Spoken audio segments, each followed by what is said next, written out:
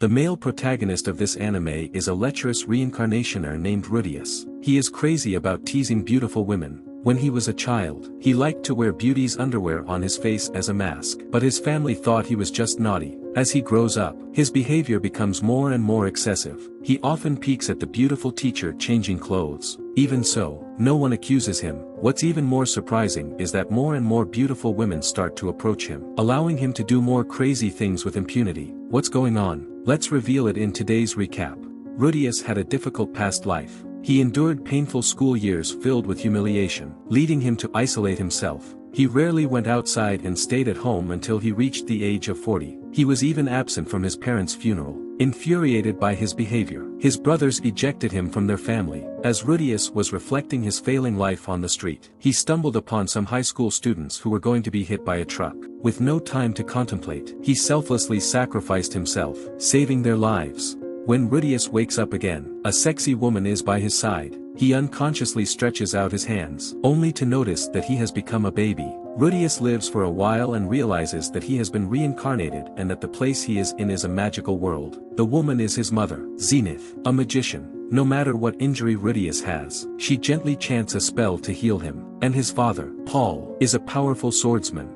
As he grows up, he gradually understands the words of this world. He learns magic using the magic book at home, which says that he must chant a spell before using magic. But he never needs to chant it to release magic. Rudius realizes that he has an extremely rare talent. Rudius is worried that he will be treated as a monster if he uses magic at a young age, and always practices magic secretly. After spending a long time mastering some basic magics, he begins to learn more difficult magics. He tries to create a giant water ball. The water ball instantly destroys the wall and rushes into the sky, leaving a rainbow in the sky. This accident leads the whole family to learn the secret of his magic. Zenith is amazed by Rudius' talent and hires Roxy, a magic teacher, to teach Rudius. Roxy, a young girl with purple hair, plans to test Rudius' talent before deciding whether to take the job. Chanting the spell, Roxy conjures a water ball that crashes into a tree in the yard, shattering it in an instant. Surprisingly, Rudius effortlessly replicates her magic without even chanting the spell. Roxy was lauded for her magical talents since childhood. Realizing she is not as talented as Rudius, who is just a 4-year-old boy, Roxy feels very lost. Luckily, Rudius offers her solace with his kind words. It is also the first time Rudius talks with a stranger since his rebirth. From then on, Roxy becomes Rudius' teacher and lives in his house. The Rudius family prepares a sumptuous dinner to welcome Roxy. Rudius feels the warm atmosphere at the table and is very emotional. He has a happy family and a gentle teacher. Rudius is determined that he will live well in his life. Roxy is pleased with Rudius' talent since it allows the rest of the teaching to go very smoothly. She not only teaches Rudius magic but also tells him a lot about this world. In addition to humans, there are races such as elves and demons in this world. Roxy is a member of the demon clan. Some of the demon races have green hair, and they have killed various races and have been exiled from this continent. Roxy warns Rudius to run away as soon as he sees someone with green hair and a ruby on the head. Rudius doesn't give too much importance because he thinks that there is no such race on this continent. 1 year has passed. Today is Rudius' 5th birthday. To celebrate, Roxy sends him a magical wand as a gift and announces that she will give him a test in the countryside tomorrow. Due to the humiliations he endured from classmates in his previous life, Rudius remains haunted by the fear of being focused by strangers. He constantly imagines that people are mocking him, and is reluctant to go out. When Roxy tries to take Rudius on a horse, he resists but it doesn't work, so he closes his eyes nervously. Moments later, he hears passers-by greeting Roxy, and no one pays extra attention to him at all. He realizes that he will no longer be abused in this life, and he can start a new life in this world. After they arrive in the suburbs, Roxy casts an extremely powerful magic. Suddenly, the entire sky is covered with dark clouds, and thunderstorms suddenly fall. This is the first time Rudius has seen the terrifying power of magic. After Roxy terminates her magic, Rudius tries to imitate her chanting spells and wields his wand, creating an even more violent thunderstorm. Roxy laments that Rudius has grown into a magician even better than her, and it is time for her to leave. She leaves Rudius with an amulet to bid him and his family farewell. Rudius is sad. He has fallen in love with Roxy for a year, but he can't find any reason to keep her and can only watch her leave. On this day, while wandering outside, Rudius notices that several children are doing bad things to a kid named Sylphiette. He chases the children away with water balls and cleans the dirt on the kid's head. He notices that Sylphiette has green hair, and it seems that Sylphiette has been abused by being mistaken for a terrifying demon.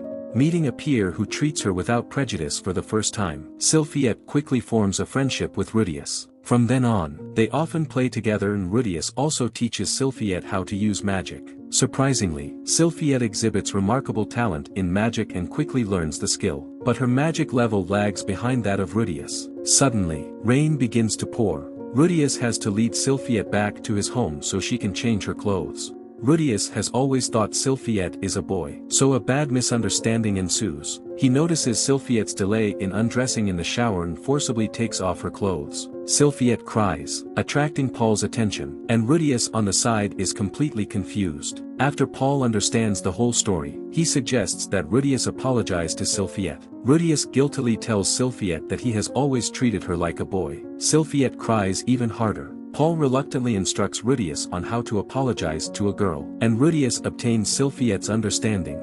In the cold winter, something happens to this cozy family. Zenith is pregnant, which would have been a happy thing until she discovers that the maid is also pregnant with Paul's child. Zenith's excitement disappears instantly, and she loses her temper at home. The maid is very guilty and offers to return to her hometown to give birth. Zenith knows that it has been extremely cold outside lately, and she is afraid that the maid would die in a blizzard before returning home. This makes the kind Zenith very struggle. Rudius lies to save the maid's life, saying that he has seen Paul force the maid to sleep together. Children's words are always more trustworthy than adults' arguments. Zenith spares the maid out of sympathy and takes out all her anger on Paul. In fact, it is the maid who hits on Paul. Paul and the maid have since realized that Rudius is much more mature than the other children. After 2 years, Rudius receives a letter from Roxy, informing him of her dedicated pursuit of magical knowledge and significant advancements in her magical prowess. The letter ignites Rudius' competitive spirit, stirring his desire to attend the Academy of Magic with Sylphiette. However, Sylphiette has a complex family background, so her family can't afford the tuition fees, while the financial strain on the Rudius family prevents them from affording 2 tuitions. To solve the problem, Rudius reaches out to Paul, seeking his assistance in securing a job.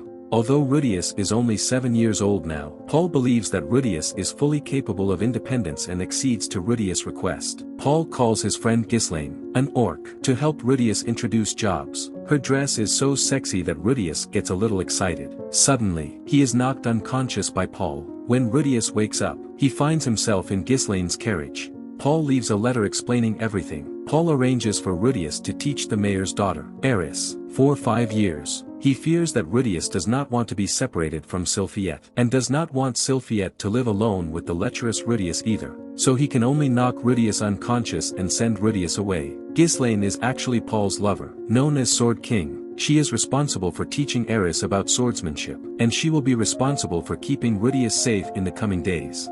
Rudius is helpless but can only accept the arrangement and follows Ghislaine to the destination. The mayor is a gentle person, who is also Paul's cousin. His daughter, Eris, is 9 years old and is feisty, and no teacher has ever been able to make her obedient. The mayor has no expectations for Rudius, who is younger than Eris, and believes he will soon give up the job. The first time Rudius meets Eris, he tastes the girl's domineering. She slaps Rudius simply because she doesn't recognize someone younger than her as her teacher. Rudius immediately fights back, refusing to show any vulnerability. However, Eris's onslaught intensifies, prompting Rudius to realize her craziness and quickly flee. Aware that using magic to punish Eris might escalate her aggression, Rudius has to find other approaches. He suggests the mayor create a fake kidnapping to startle Eris, and the mayor grants his request. Additionally, the mayor assigns a servant to help Rudius. Seeing that it is already dark outside, Rudius goes back to his room to sleep. He wakes up to find he and Eris are tied up in a warehouse. He can't help but lament the mayor's execution. He uses magic to burn his rope and regains his mobility. Eris loudly orders him to untie her, attracting the attention of a bald man. The bald man violently beats Eris and leaves. Rudius doesn't expect the mayor to be so ruthless, and he only uses magic to heal part of Eris's injuries to prevent her from shouting when she is recovered. He breaks the bars and prepares to escape. Eris asks him for help. he takes the opportunity to ask Eris to stop shouting and not be violent from now on. At this time, Eris notices the voice of a bald man outside the door, worrying about being injured again, and agrees to this condition. After fleeing the warehouse with Rudius, Eris immediately repents. She speaks even louder, but her arrogance has noticeably diminished. As they approach the mayor's residence, they encounter the mayor's servant and believe they are safe. However, their relief is short-lived when two gangsters suddenly rush out and capture Eris. It turns out that the servant and gangsters had conspired in advance to create a real kidnapping. Rudius hurriedly uses magic to create a wall to stop them. The servant offers to give Rudius 100 gold coins to retreat, which is more than the tuition that Rudius would get paid for teaching 10 people. But Rudius refuses, and he first throws a fireball into the sky, catching Ghislaine's attention. He then uses his magic to conjure up a bunch of stone drills to attack the enemies. Rudius' magic reeks the bald man hard and snatches Eris. Another gangster tries to come after, but his feet are controlled by Rudius' magic and he can only throw his sword at Rudius in anger. Ghislaine arrives in time to destroy the sword when Rudius is about to be hit by it. She passes through the gangsters at great speed, and they instantly turn into pieces. This is the first time Rudius has seen a murderous scene, and he realizes that the world is crueler than he ever imagined. When Eris returns home, she comes back to her former arrogant look. Fortunately, she recognizes Rudius and allows him to become her teacher. Rudius encounters challenges in his first job. Eris, a child with a strong aversion to studying, only shows interest in Ghislaine's swordsmanship. When Rudius teaches her lessons, she attempts to evade learning through various means. Once, Rudius discovers Eris in the stable, who has skipped her lessons and fallen asleep on a haystack. Seizing a mischievous opportunity, he playfully puts his hand into her skirt, causing her to wake up and beat him up severely. In his dull work, Rudius's only entertainment is to make statues of relatives and friends to ease his homesickness. Once, while wandering, he notices someone selling an item that can stimulate desire, and secretly purchases it, intending to use it on Eris. It's a pity that he accidentally breaks the item as soon as he gets back home, and Ghislaine is well informed and sees through Rudius's intention. The innocent Eris is piqued by curiosity and threatens Rudius to confess, but he doesn't dare to say anything. The fuss is passing by time, and Eris is about to celebrate her 10-year-old birthday. Rudius is asked to instruct her in dancing. Eris's dancing skill is so bad that it drives Rudius crazy. Rudius feels that he should prepare a birthday present for Eris, and to earn some money, he sells Roxy's statue. Not long after, Rudius receives a letter and a book from Roxy. She is currently tutoring a prince who, like Rudius, possesses a lustful nature and harasses her a lot. The prince has recently gained a statue of her, which was meticulously crafted to replicate every detail of her body. In the letter, Roxy expresses her astonishment at this strange experience. Rudius realizes it is the statue he has made, and laments the coincidence of fate. Then, he flips through the book given by Roxy. It is a book containing various strange knowledge, including the language of the demon clan. Driven by curiosity, Rudius learns the language, even though he remains uncertain when or if he'll have the opportunity to speak it. On Eris's birthday, her family holds a grand banquet. A noble boy offers to invite her to a dance. Unfortunately, she dances so badly that she is mocked by onlookers. At this time, Rudius takes Eris's hand. He has previously taught Eris to dance, and he knows best what kind of beat is suitable for her and what movements will not embarrass her. They cooperate to complete a wonderful dance that wins everyone's applause. Eris smiles brightly. In the evening, Rudius gives a wand to Eris and Ghislaine respectively, because he has also taught Ghislaine to learn magic. They are so happy that Eris shows her gratitude for the first time. 3 years have passed since Rudius arrived here. Throughout this period, he comes across two interesting pieces of information. One is that a perplexing red sphere appears in the sky, but nobody knows what it is, nor do people pay much attention to it. The other is that Paul used to be the heir to a big family, but he left the family seeking freedom. Due to Rudius' noble lineage, Eris's family always tries to forge a connection with him. On Rudius's 10th birthday, Eris's family carefully prepares a birthday party for him, and the present is an expensive magic wand. He pretends to shed tears and thanks them. Eris's mother hugs him and offers to marry Eris to him. Eris doesn't know that the family is wooing Rudius and protests with a blushing face. After the banquet, only the mayor and Rudius remain in the hall. The mayor tells Rudius that he comes from a big family and unfortunately, he cannot be granted the status of the heir. He wants Rudius to marry Eris, and he wants to use Paul's family to become the head of the family. Rudius doesn't want to get involved in the power struggle of the big family and pretends to hear nothing. However, evading cannot solve the problem. After returning to his room, Rudius finds Eris sitting on his bed in pajamas. He realizes that it is assigned by the mayor. He attempts to maintain his composure but is soon defeated by desire. As he is going to take on the last steps, Eris bashfully runs away, claiming that they are too young to do these things, and Rudius should wait for at least another 5 years. Realizing he has lost his mind, Rudius breathes a sigh of relief after being rejected. Meanwhile, weird things are happening everywhere. Monsters frequently invade the human world, and the demon race seems to intend to invade the continent where humans are located. When Rudius takes Eris and Ghislaine outdoors to test his wand, some black swirls appear in the sky. At this time, a man with a mask suddenly shows up and attacks them, claiming to be the messenger of the hero. He thinks that the strange celestial phenomena are caused by Rudius. But in fact, Rudius has not yet cast magic. The masked man suddenly senses that incoming danger and rushes away. Then, the red spheres and vortexes in the sky turn into a blue pillar of light. It seems like the apocalypse. Upon awakening, Rudius finds himself reverted to his former appearance, which is his soul. A white god comes to him. He has always been interested in Rudius. Kindly, God reminds Rudius that after regaining consciousness, he will encounter a man who he must wholeheartedly support and trust. Disgusted about his current appearance, Rudius asks to leave the place immediately, and the god readily grants his request. Rudius opens his eyes and finds that he is in a strange place. He sees only Eris and a man with green hair and ruby on his head. Despite Rudius' fears, he chooses to believe in God and tries to communicate with the men in the language of the demons. The green-haired man, named Rudyard, claims to be the one who saves Rudius and Eris, and he speaks human language. That's when Eris wakes up to see Rudyard, screaming and crying in horror. Rudyard laments that this is the reaction of a child, and he is surprised that Rudius is so calm. Reassured by Rudius, Eris is no longer so wary of Rudyard, but she still can't help but shiver.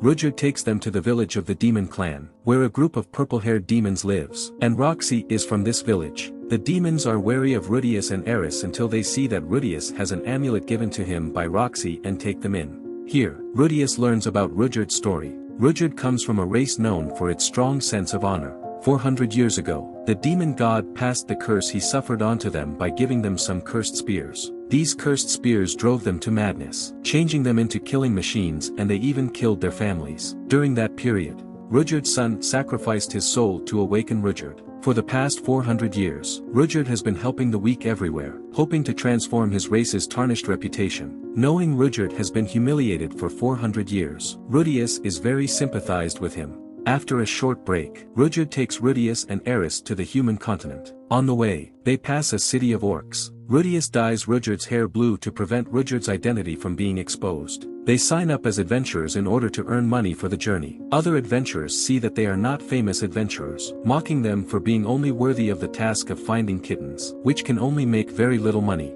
This statement is indeed true. As new adventurers, they can only take on some simple tasks. Rudius takes his companions to a hotel to rest. Tired, he quickly enters a dream, and once again meets the white god. The god guides him on a mission to find the kitten, which is puzzling to him. He wakes up in confusion and looks for the kitten with his companions. The ruby on Rudyard's head is equivalent to his third eye, which senses the breath of living things, and he takes Rudius and Eris to a cave where many predator pets are held. Only then do they realize that the kitten in the commission turns out to be a panther. Later, Rudyard ties up the orcs who are guarding the beasts. Rudius asks them for information but is kicked away by a red orc. To his surprise, Rudyard kills the red orc because of this, claiming that he will never tolerate any crime or allow someone to hurt the children. Later, after interrogating these orcs, they know that these orcs are adventurers who carry out their commissions through pet theft. Learning of this, Rudyard wants to kill them immediately, which irritates Rudius and Eris. They hold the belief that Rudyard's random killings will further deteriorate the reputation of his race. In silence, Rudyard stops. After then, Rudius strikes a bargain with these adventurers. From then on, these adventurers will entrust him with some dangerous commissions they dare not perform.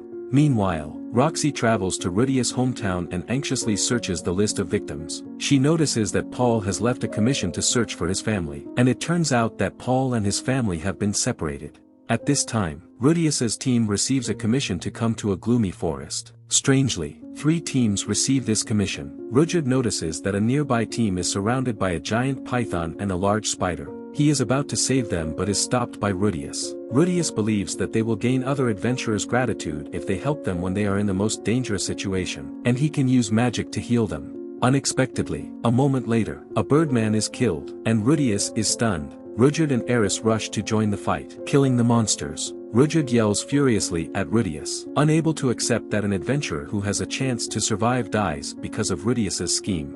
The companion of the birdman cries and says that when they become adventurers, they have long been determined to face death. She believes that the cause of Birdman's death is that they miscalculate the difficulty of the task. Rudius feels extremely guilty and escorts the Birdman's companions out of the forest. After returning to the forest, Rudius and his companions encounter their target, a huge red snake. A pigman has already been trapped in its mouth. This time, Rudius immediately attacks the red snake, compelling it to release the captive pigman. Eris seizes the opportunity to approach the red snake, delivering a decisive strike to its body. Realizing Rudius lacks proficiency in combat, the red snake changes the target towards him, only to be captured by Rudyard. Seizing the chance, Eris delivers a powerful slash, cutting off the snake's body. Eventually, Rudius deals the finishing blow using magic, bringing the battle to an end. Regrettably, the injured pigman is dead. They sadly return to the city and a horseman stops them. He abuses a female adventurer who works with Rudius and asks about their deal with Rudius. He threatens Rudius to hand over half of the honorarium or the Adventurers Guild will disqualify Rudius' team as adventurers.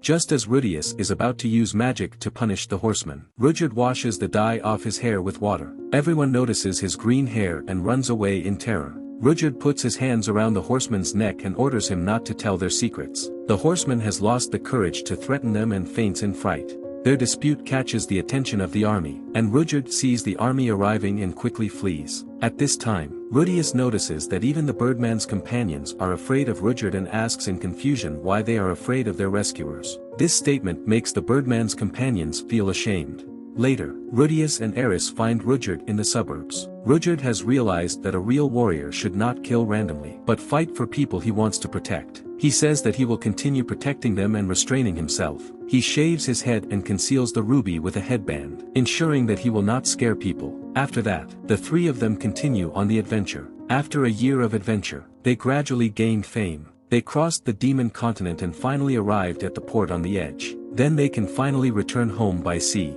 However, passengers seem to be scared by Rudyard, so the captain rejects to sell them tickets unless they pay far more than the other passengers. They don't have enough money, so they have to make money first. At night, the white god reappears in Rudius' dream. He claims to be the human god and is willing to solve Rudius' troubles. Knowing that Rudius lacks money, he suggests that he go to the market tomorrow to buy some food and then head to the path next to the market. The next day, under the guidance of God, Rudius comes to the path with food and encounters a hungry little girl. He offers the food to the girl, who joyfully finishes it. To Rudius's astonishment, he soon discovers that the little girl is actually the demon emperor. After she finishes the food, she presents Rudius with a demon eye out of gratitude, which can foresee the future. Although it can just predict a few seconds, it is already a powerful weapon for Rudius. Rudius, who is not good at swordsmanship, can now defeat the swordmaster Eris, with the ability to predict the future. Of course, he still can't defeat a powerful warrior like Rudyard. That night, Rudius also finds a way to return home. A smuggler promises to send Rudius and his companions home as long as Rudius helps him bring a cargo back. He accepts the smuggler's offer and sails to another continent first. Rudius then proceeds to deliver the goods in a secret warehouse, as agreed, but to his shock, the goods mentioned by the smuggler turn out to be the beast children. The guard even kills a child just because he is crying. Rudyard hates this scum the most, so he and Rudius kill the guards, rescuing the imprisoned children. Just as they're going to leave, the children tell Rudius that their companion remains trapped in the warehouse. Therefore, Rudius asks Rudyard to escort the children to safety, while he returns to rescue the children's friend. To his surprise, the friend of the children turns out to be a huge dog. Rudius sets it free, and the dog happily plays with him. At this moment, a strong beast man arrives at the warehouse, who seems to regard Rudius as the smuggler and captures him. He brings Rudius to the beast tribe and locks him up. A few days later, another man is put into the same prison. He is Geese, arrested for cheating and gambling with beast men. Rudius then comes up with the idea to break out of prison with Geese. But on this night, the kidnappers suddenly attack the beast tribe. They set fire here, creating a lot of smoke. Beast men have a very sensitive sense of smell, but in pungent smoke, this advantage becomes a weakness. The criminals take the opportunity to kill adults and kidnap the children. Rudius and Geese have escaped from the prison, but they can't bear to see the beast men being tortured, so they decide to help rebel against these criminals. Rudius first extinguished the fire with water magic, helping the beast men regain their sense of smell, and they instantly become strong, defeating most of the criminals. However, some children have fallen into captivity, prompting Rudius to rescue children with several beast men. The leader of these criminals turns out to be the smuggler, a vile but powerful sword master. Using the captured children as bait, he defeats the beast warriors. Luckily, the dog rescued by Rudius also comes to help, launching a combined attack against the smuggler. Although Rudius can evade the smuggler's attacks with his foresight abilities, the smuggler's swift attacks manage to inflict some wounds on Rudius. In the critical moment, the intervention of the dog and Geese slows the smuggler down, granting Rudius a chance to deliver a decisive blow and kill the smuggler. After that, Eris and Rudyard also bring the kidnapped children back to the beast tribe. The beast men no longer misunderstand Rudius, and they sincerely apologize to him for their previous actions. Rudius and his companions stay for a while in the beast tribe, where Rudius occasionally peeks at Eris bathing with the beautiful beast girls, but he is soon discovered and does not dare to do it again. Eris becomes good friends with the beast girls, and she teaches them her swordsmanship so that they would be able to protect themselves in the future. A few days later, Rudius and his companions leave the tribe, along with Geese who guides them to the next city. The city is the capital of the second largest kingdom in the world. It is very prosperous, mainly inhabited by humans, and they rarely see other races. Upon arrival in the city, Geese leaves the group, as he prefers to travel alone. Since they are still on another continent and need a lot of money to return home, Rudius plans to make some money here so that they can afford the journey. Moreover, he makes many figurines of Rudyard. Each time they help people, they will send people a figurine as a gift, changing people's perceptions about Rudyard's race. One day, while Eris and Rudyard go out to make money, Rudius stays at the hotel writing letters to his and Eris's families. Just then, he happens to see a man kidnap a slave. Rudius decides to help the slave, secretly following the man to an abandoned warehouse. Rudius is hiding in a box with underwear. In order to prevent retaliation later, he wears an underwear as a mask to hide his identity. However, the owner of the underwear, a beautiful swordswoman, happens to see it. She takes Rudius as a pervert and immediately fights him. Both the beautiful swordswoman and her companions fail to defeat Rudius, so they have to ask their leader for help. The leader is a drunken swordsman who quickly cuts Rudius' mask. The next second, both the leader and Rudius are shocked. It turns out that this leader is Rudius' father, Paul. What's more, Paul's men were not kidnapping slaves, but saving them, Rudius' fellow countrymen. When Paul sees Rudius, instead of showing joy, he accuses Rudius of focusing on adventures for a year and a half while sparing no attention to what was happening in his hometown. Rudius is also upset. He has gone through a lot of difficulties in the past year before he came to this continent. While Paul shows no care but just scolds him, the two quarrel because of this, and even get into a fight. Eventually, Rudius learns that the catastrophe has not only transported him and Eris to the demon continent, but also teleported the residents of his hometown to different places randomly. Some of them have gone missing, some have been forced to be slaves, and some even unfortunately died. If Rudius had taken the initiative to inquire some information about his hometown, he would have known the situation and could help his fellows. However, he did nothing, and that is the reason why Paul is dissatisfied with him. When Rudius finds out the truth, he feels very guilty. If he cares a little more about his hometown, he might have been able to save many of his fellows in need during the journey. Paul also feels regret and guilt. After the catastrophe, he and his daughter, Norn, were teleported to another continent. When he learned about the situation, he began to form a team to search for the missing people. He helped many of them but never found his family. Because of this, Paul began to drink heavily and his health condition became worse and worse. He impulsively blamed Rudius because of being drunk as well. Later, Geese visits Paul. As his former teammate, Geese enlightens Paul, making him realize that Rudius is just an 11-year-old boy. It is already very difficult for Rudius to return to the human kingdom from the demon continent, and it is not right for Paul to make him take more responsibility. After then, Rudius and Paul meet again. This time, they share a moment of mutual understanding and exchange apologies. Rather than thinking of other complex matters, they simply enjoy the happiness of reunion. Eventually, they mend their relationship with an embrace, committing to persevering in their efforts to find their families in the future. Rudius then needs to escort Eris back home, and in the process, he will also try to find his family. As for Paul, he will stay on the continent to search for his family. Before they part, Paul presents Rudius with a letter of introduction and some money for the journey, allowing Rudius and his companions to set off immediately. Paul also gets much better after meeting Rudius. He stops drinking and begins to help his fellows more actively. With Paul's letter of introduction, Rudius is able to buy tickets at the normal price. They sail back to the world's largest continent, where Rudius and Eris' hometown is located. During this time, Roxy makes her way back to the demon continent. 1 year ago, Paul left a message seeking assistance, hoping to find his family. Seeing the message, Roxy, accompanied by 2 of Paul's old friends, embarked on a journey to search for Paul's family. They traveled from Paul's hometown to the demon continent. Roxy is driven by the dual purpose of helping her apprentice, Rudius. However, despite her efforts, she fails to find Paul's family in the end. The world is very big, and if there is no clear scope, it is very difficult to find someone. Fortunately, the human god reappears in Rudius' dream, and he tells Rudius the location of the maid Lilia. Lilia's daughter, Rudius' half-sister, Aisha, is also there. So Rudius heads to Chiron Kingdom on the advice of the human god. Roxy has worked as a royal teacher in the Chiron Kingdom, so he sends a letter to the palace trying to enlist Roxy's help. Unbeknownst to him, Roxy has left the place. Luckily, Rudius runs across Aisha while waiting for Roxy's response. Aisha seems to want to send a letter, but several guards try to snatch it. Rudius decisively helps Aisha defeat the guards and then escapes with her.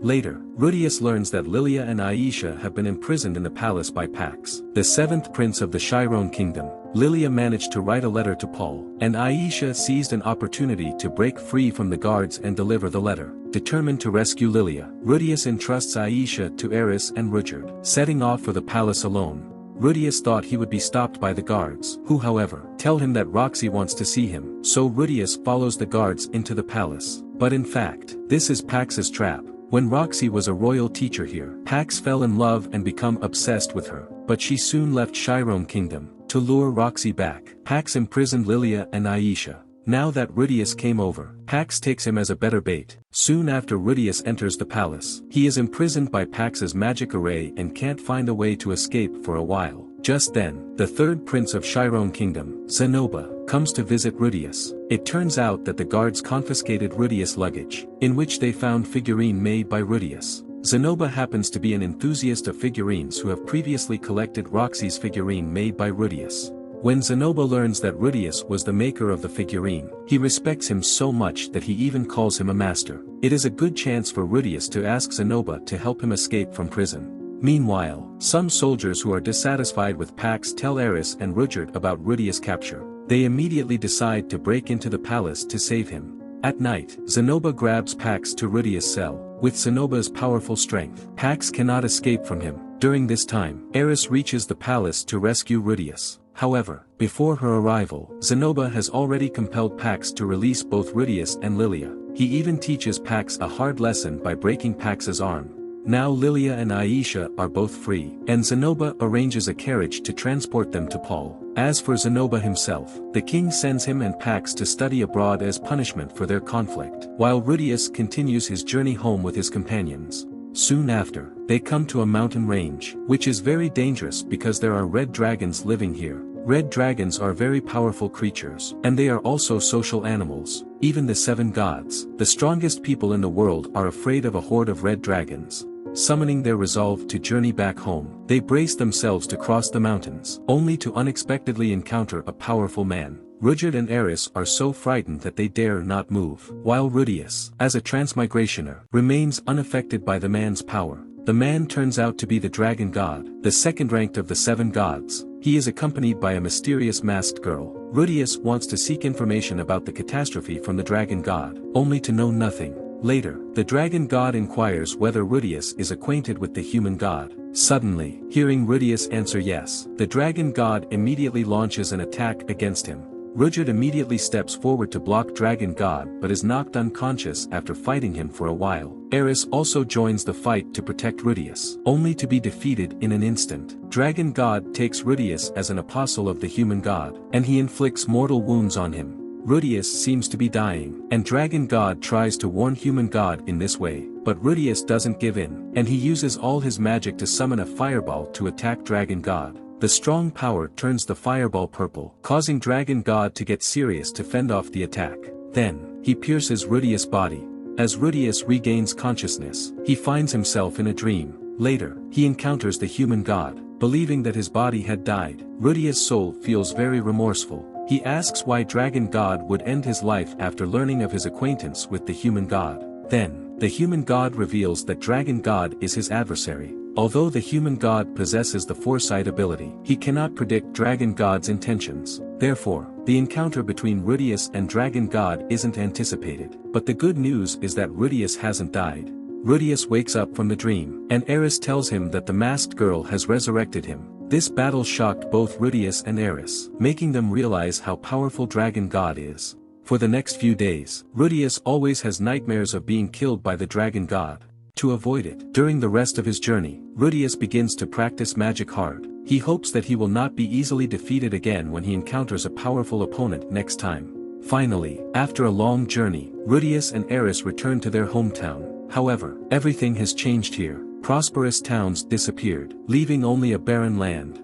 With the task of safely escorting Rudius and Eris home accomplished, Rudyard makes the decision to say goodbye to them and embark on a new journey alone. He has learned a lot from Rudius, including ways to improve people's perception of him. In the future, he will continue assisting others, especially children, while Rudius and Eris choose to stay at home, helping their fellows. After Rudyard leaves, Rudius and Eris go to a nearby refugee camp, where they are surprised to see Ghislaine, but then they are hit hard by the news that both Eris's parents and grandfather died. Eris is grieved, asking to be left alone to calm down for a while. That night, Eris comes to Rudius' tent. She has lost all her family, but in the future, she can have a new family. Eris wants to have intimacy with Rudius tonight so they can be lovers and family. By this time Eris has turned 18, and Rudius likes her as well. They thus have a romantic night. But the next day, Eris leaves with Ghislaine, leaving only a letter to Rudius. She thinks that she is not strong enough now, and will come back to Rudius when she becomes stronger through practice. Rudius doesn't understand why Eris is leaving as soon as they become lovers, and he feels very sad and lost. For the next few days, Rudius is depressed, staying in his tent every day doing nothing. The manager of the refugee asks Rudius to help with something. As a very powerful magician, he is sure enough able to help others, but Rudius is frustrated about Eris's leaving, unwilling to do anything. During this time, Eris is improving her swordsmanship skills under Ghislaine's guidance. During their previous encounter with the Dragon God, Rudius almost lost his life in front of Eris. Since then, she has made up her mind to grow stronger and safeguard her beloved Rudius. Rudyard is busy helping people facing challenges during his adventure. After being helped, people aren't afraid of Rudyard anymore and will tell others that Rudyard comes from a kind race. Roxy and her friends are persistently searching for Rudius' family. However, she failed to obtain any valuable information until she encounters the Demon Emperor and does her a favor. In return, the Demon Emperor uses her magic eye to search for Rudius' family, revealing that Lilia and Aisha have reunited with Paul, while Rudius has returned to his hometown, but is now in a very bad mood. As for Rudius' mother, she is trapped in a labyrinth. Learning of these, Roxy immediately embarks on a journey to inform Paul. She believes Rudius will eventually regain his spirits, even if he's currently down. Roxy is right. Rudius soon cheers himself up, leaves the tent, and begins to face all difficulties positively. In Rudius' previous life, he chose to weasel out of his responsibility because of something bad and didn't regain the courage to face life again until died. But this time, he no longer wanted to be a coward like in his previous life. He wants to use his strength to help his family and more people. Here brings the end of the first season. In this season, we have witnessed Rudius' growth. I believe in the future, he will grow stronger and stronger. The next season of this anime has started. If you like this anime, remember to like this video and leave a like in the comment area. I will decide whether to recap next season based on your comments. See you in the next video. Bye.